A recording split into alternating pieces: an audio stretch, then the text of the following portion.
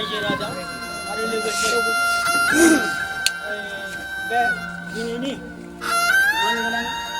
अनन्त कुमार ब्रह्म जानायनि बे दुखुनि समाव नुजाफैनो हानाय मोनफ्रोमबो बर' समाजनि आफादारि बिथिंनि मानगोनां आफादगिरि नेहाथारि आरो लोगोसे बिथांमोननि मेम्बार लोगोसे आं बयनिसिमबो बिथांनि बे दुखु फोरमायनाय दिनाव नुजाफैनो हानायनि थाखाय आं बालमाथि रायजो आफादनि जानानै बयनिसिमबो दुखुनि बे फैनाय गोजोन हामलायनाय आरो लोगोसे दुखु फोरमायनाय हाबाफारियाव बाहागो लानायनि थाखाय आं साबायखर बावहरनाय जाबाय। लोगोसेयैनो जोंहा दा बिथां रुंसारि अनन्त कुमार ब्रह्म बिथांखौ जों मान होनो गुबुन गुबुन बर' माहारिनि आफादफोरनिफ्राय जोंहा बिथांखौ मान होनो फैदों। लालबाथि गामिनि मानजाथाव अनन्त कुमार ब्रह्मआ दिनै 11टा रिंगायाव जोंखौ नागारनानै इसोरनि फारसे बिथाङा दिनै आगान सुरबाय। बे आगान सुरनाय मुहुर्तआव जों बयबो जोंनि दुखु मोननाय आरो बिथांनि फारसे सिबिनायखौ जों बावहरदों। अनन्त कुमार ब्रह्मआ दुलाराय बर' फरायसा आफादनि बासुगाव आन्चलिक कमिटिनि फाउन्डार जेनेरेल सेक्रेटारिमोन। बिथाङा समाज सिबियारि आरो माहारि सिबियारि सासे दाद गोसोनि मावथिमोन।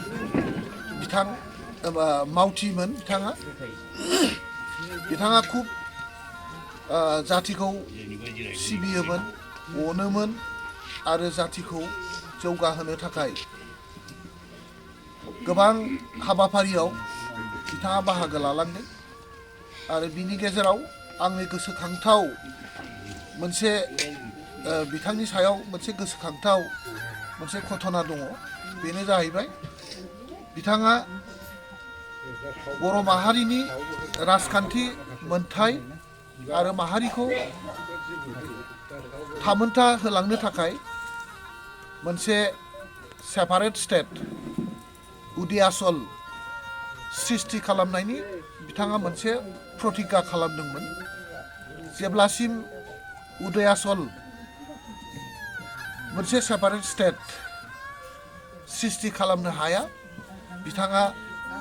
गावनि देहा मोदोम मेलेम गासैखौबो बावसोबनानै खामानि मावलांगोन होननानै बिथाङा प्रतिश्रुति लादोंमोन। आरो बिथाङा खानायखौबो सिनजायालासेनो बिथाङा मोनसे प्रतिज्ञा खालामदोंमोन। आरो बे प्रतिज्ञाखौ लानानैनो बिथाङा नै थैनायनि साननैसो सिगांल' बिथाङा न'आव जिरायनो फैदोंमोन। नै थैनायनि सिगांसिम बिथाङा जाति सिबिनाय आरो राजनितिक सचेतन बेक्ति हिसाबै समाजखौ सिबिलांदोंमोन। आरो थैनायसिम बिथाङा गावनि जिथु आदर्श, जाति मोजां मोननायनि जिथु आदर्श, बे आदर्शखौ बिखायाव गोबाथाबनानै बिथाङा दिनै थैलांबाय होननानै आं सानो। आरो बिथाङा जोबनाय समाव जातिजों सिबिनायजों लोगोसे रामायण महाभारत आरो भगवत गीताखौ बर' रावाव ट्रेन्सलेट खालामनाय हाबाफारिखौ मावदोंमोन। फ्राय खावसेनिबो बांसिन बिथाङा बे हाबाफारिखौ फोजोबलांनो हाबायमोन। खिन्थु बिथांनि जिउआव बे आद्रा जालांबाय होननानै आं सानो। आसा खालामदों बिथांनि जिथु मावनाय, बिथांनि जिथुनाखि मोनसे स्टेन्ड लानानै खामानि मावनाय आरो जातिखौ जोबजासिम थैजासिम बिथाङा जातिनि थाखाय जेरावबो थायै थायै खामानि मावदोंमोन, बेखौ बिथाङा जोंनि सिगाङाव दिन्थिफुंनानै गालांबाय। बिथांनि जिथु आदर्श बे आदर्शआ जाखांबोनाय जोंनि सेंग्रा सिख्ला आरो जोंनि जेनेरेसनाव मोनसे इन्सपाइरेसन हिसाबै एग्जाम्पल हिसाबै जानानै थाथों इसोरनि खाथियाव आर'ज गाबबाय बिथांनि आत्माया जाहाथे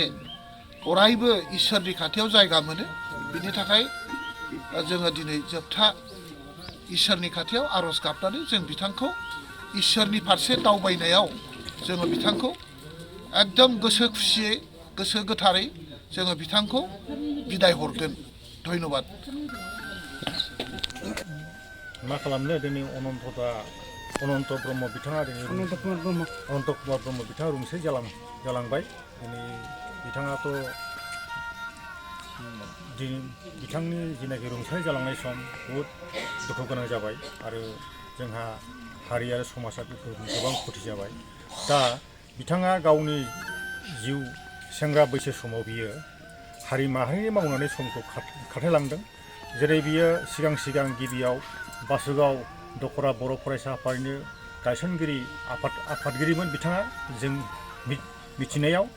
आरो लोगोसे बिथाङा जेब्लानाखि रमान स्क्रिप्टनि आन्दलन जायो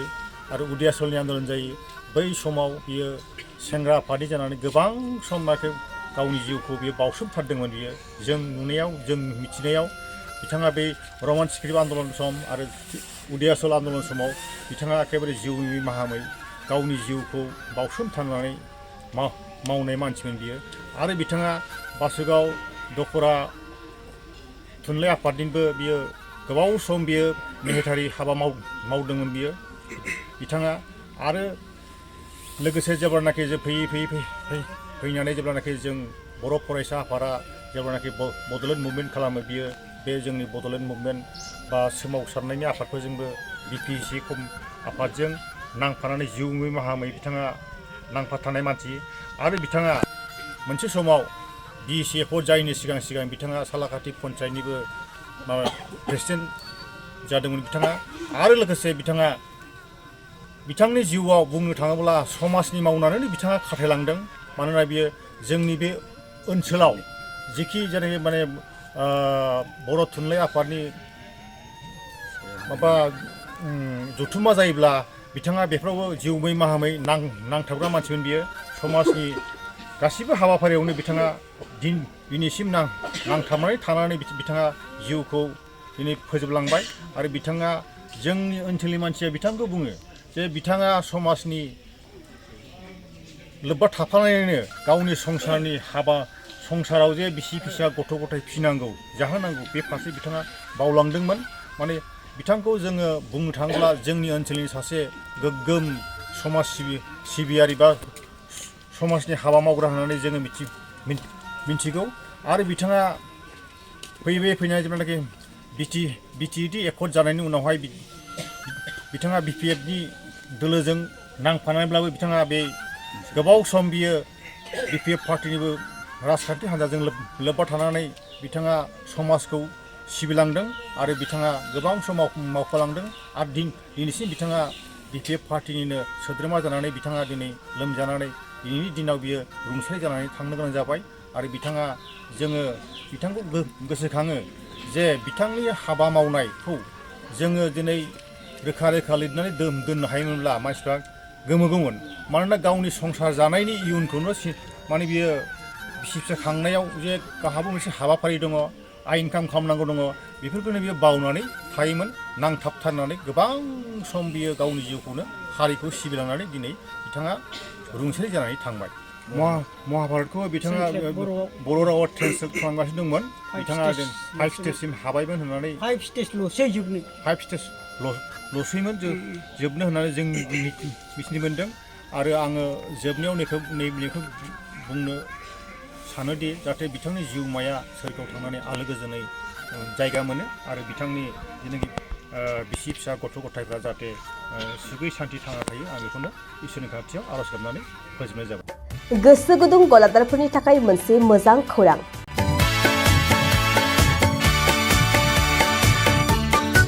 अदालगुरिनि रौता सारियालियाव खुंनो लानाय मिरु एबसुनि 50 बोसोरसालिया जथुमायाव एगजिबिसननि थाखाय गलादारफोरनिसिम जर'खा फोसावनाय।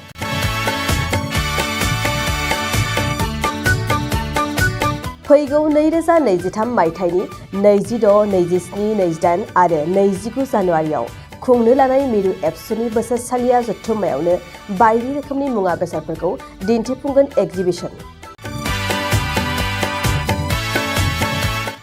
बे एग्जिबिशनावनो आबादारि, हेन्डलुम, टेक्सटाइल, फिचारि आरो हारिमु बायदि बायदि आयदाफोरखौ दिन्थिफुंनो थांखि लादों बानजाय आफादा। बेनिखायनो गोसो गुदुं सुबुं एबा गलादारफोरा एग्जिबिशनाव गला हाफैनो हागोन आरो गला होनायनि सोमोन्दै आबुं बाथ्राखौ मिथिनोब्ला नैबे मबाइल नम्बर 9365245137 आव थोंजों सुलाद लानो हागोन।